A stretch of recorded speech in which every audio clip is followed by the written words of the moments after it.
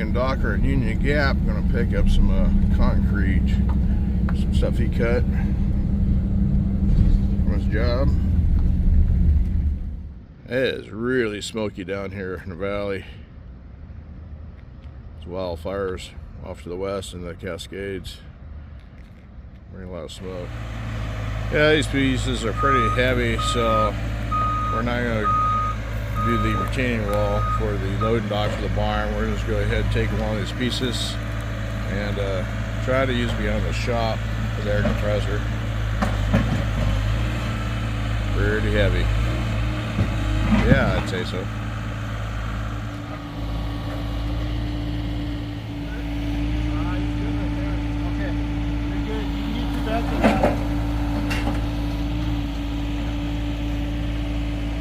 Alright, let's load it up. We gotta strap it down. Well, it's loaded. And it ain't going nowhere. Not sure how we're gonna get back off the truck or the trailer. Alright, headed back home to Sela. To get to our town, you have to exit the freeway on the wrong side of the road. Well, we got it home. Now we gotta get it off the trailer. Well, I'm able to scoot it with the tractor.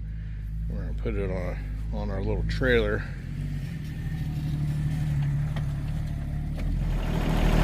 Alright, the concrete is wider than the trailer, so I'll try to spin it, see what happens.